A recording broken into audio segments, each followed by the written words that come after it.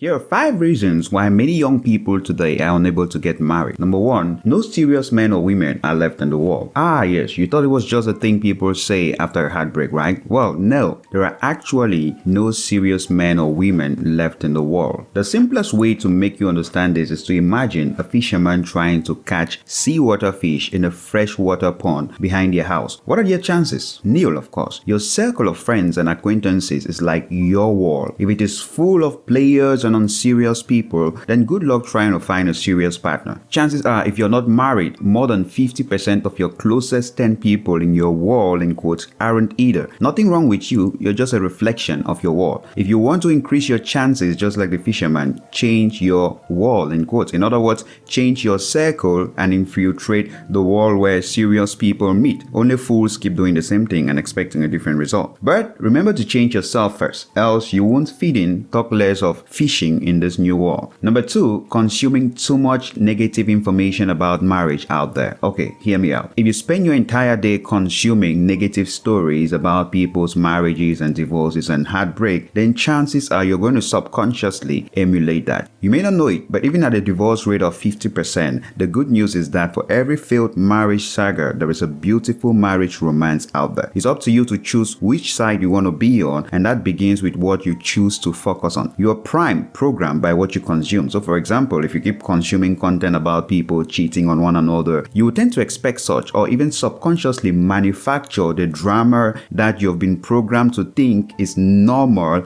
without even realizing it. It's good to learn from people's failures, but it's even better to learn from people's successes. Instead of going around thinking what evil things you would do if they ever cheated on you, be thinking of what romantic things you will do to spice up your future partner. So, in the old times King James Version, choose ye this day what content thou focuseth on. And the third reason why young people are unable to get married today is, of course, moving in together. In other words, fornication. Where I come from, people call it studying the woman. I mean, is it a degree program you're studying? But well, this seems to be a sensitive topic for whatever funny reason, but we all know and cannot deny the proverb, why buy the cow when you can get the milk for free? An obvious fact is that a man who is comfortably getting free milk doesn't value its source, therefore qualifies as an unserious person, as we've seen in point number 1. Likewise, a woman comfortably offering free trials doesn't appreciate the value of what they have to offer, hence just another unserious person. So it's quite ironic that unserious people always flock together, and yet one wakes up one day and asks the other, what are we? My dear, we are the chosen generation. Come on, contract terms are negotiated before business, not after. The most important thing we must remember is that it's never too late to reclaim your value and dignity and hold your ground till the terms are sealed the right and proper way. So it's up to you. What will you do? Would you value yourself, take responsibility for your life, and make yourself worth waiting for, or would you just carry on giving free trials to anyone who's interested? Number 4, financial and peer pressure. Now, as someone who has lived and grown in Africa, it's amazing to me that people spend thousands, if not tens of thousands of dollars on an engagement ring.